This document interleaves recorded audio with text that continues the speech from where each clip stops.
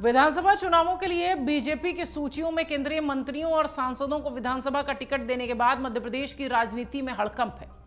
केंद्रीय मंत्री नरेंद्र सिंह तोमर, प्रहलाद सिंह पटेल, फग्गन सिंह कुलस्ते के साथ साथ पार्टी के राष्ट्रीय महासचिव कैलाश विजयवर्गीय जैसे दिग्गज नेताओं को विधानसभा चुनाव का टिकट देने के बाद अब ये कयास लगाए जा रहे हैं कि केंद्रीय नागरिक उड्डयन मंत्री ज्योतिरादित्य सिंधिया भी पार्टी विधानसभा का टिकट पाकर ही आगे बढ़ेंगे। मध्य प्रदेश के राजनीतिक गलियारों में इस बात की अटकलें हैं कि ज्योतिरादित्य सिंधिया भी विधानसभा का चुनाव लड़ रहे हैं। उनके नाम को लेकर चल रहे सस्पेंस के बीच अब एक बड़ी खबर सामने आई है। दरअसल विधानसभा चुनाव लड़ने के सवाल पर अब ज्योतिरादित्य सिंधिया की भी प्रतिक्रिया सामने आई है। आइए आपको बताते हैं कि सिंधिया ने चुनाव लड़ने के सवाल पर क्या कुछ कहा।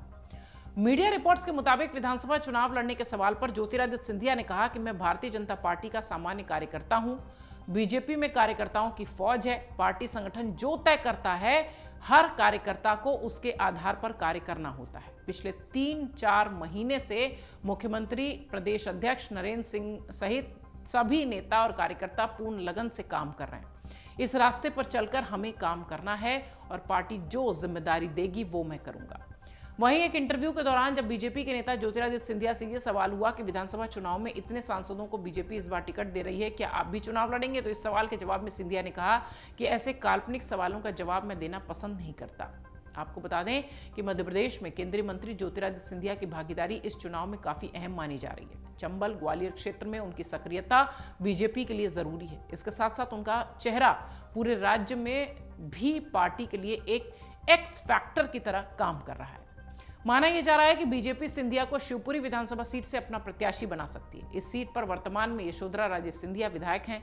ज्योतिरादित्य की बुआ हैं वो और प्रदेश की खेल मंत्री हैं। लेकिन यशोधरा राजे ने इस बार चुनाव लड़ने से इनकार कर दिया है। ऐसे में यह सीट खाली है। इस सीट पर हमेशा से सिंधिया राज परिवार का दबदबा रहा है। अब माना यह जा रहा है कि ज्योतिरादित्य सिंधिया को इस सीट से टिकट मिल सकता है। सिंधिया के चुनाव लड़ने को लेकर सस्पेंस बना हुआ है। माना यह भी जा रहा है कि बीजेपी की ओर से 3 केंद्रीय मंत्री और 4 सांसदों की विधानसभा चुनाव के लिए टिकट देने की बात पार्टी सिंधिया को भी मैदान में उतार सकती है।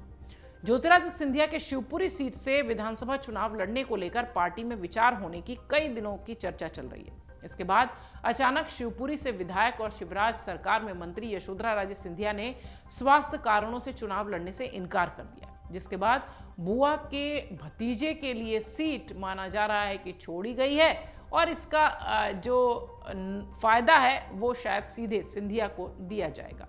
उनके समर्थक भी शिवपुरी से चुनाव लड़ने के लिए कई बार उनको कह चुके हैं। बीजेपी अब तक 230 में से 136 प्रत्याशियों के नाम का ऐलान कर चुकी है। बीजेपी को अब 67 विधायकों और हारी हुई सीटों पर प्रत्याशियों का ऐलान करना है। अभी बीजेपी ने शिवपुरी सीट पर किसी को प्रत्याशी नहीं बनाया है। 8 मंत्रियों को भी टिकट देने से रोका गया है। चर्चा तो इस बात की भी है कि पार्टी ग्वालियर चंबल संभाग में कांग्रेस की तरह ही कई चौंकाने वाले फैसले ले सकती है। सूत्रों की जानकारी यह भी कहती है कि बीजेपी ज्योतिरादित्य सिंधिया को पिछौर विधानसभा सीट से भी अपना उम्मीदवार बना सकती है। मध्य प्रदेश विधानसभा चुनाव में जीत दर्ज करने के लिए बीजेपी कांग्रेस ने अपनी अपनी तैयारियां तेज कर दी हैं, इसमें कोई संदेह नहीं है। विधानसभा चुनाव के लिए मध्य प्रदेश में आचार संहिता भी लागू हो गई है। मध्य प्रदेश की 230 सदस्यीय विधानसभा के आगामी चुनाव के लिए 17 नवंबर को वोटिंग है और मतों की गिनती 3 दिसंबर को होगी और सभी राज्यों के साथ मध्य प्रदेश का भी रिजल्ट आएगा। इससे पहले राज्य में चुनावी पारा अपने चरम पर है। सभी दलों ने अपने चुनाव प्रचार शुरू कर दिए हैं। बीजेपी ने अब तक मध्य प्रदेश की 230 विधानसभा सीटों में से 136 उम्मीदवारों की घोषणा कर दी है। गौरतलब है कि 2018 में एमपी विधानसभा चुनाव के दौरान बीजेपी को शिवराज सिंह चौहान के नेतृत्व में बड़ी हार मिली थी। इसके बाद ज्योतिरादित्य सिंधिया जब कांग्रेस के विधायकों के साथ बीजेपी में शामिल हुए तो शिवराज सिंह चौहान दोबारा सत्ता में आए थे। अब इस बार 3 दिसंबर को यह पता चलेगा कि कौन सी पार्टी सत्ता के गलियारों में एक्टिव नजर आएगी।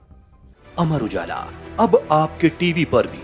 अपने स्मार्ट टीवी पर YouTube पर सर्च करें अमर उजाला, चैनल सब्सक्राइब करें और देखें ताजा खबरें, वो भी HD क्वालिटी में। और हाँ, बेल आइकन दबाना ना भूलें ताकि हर खबर हो आपके घर। अमर उजाला, निष्पक्ष, निर्भीक, निरंतर।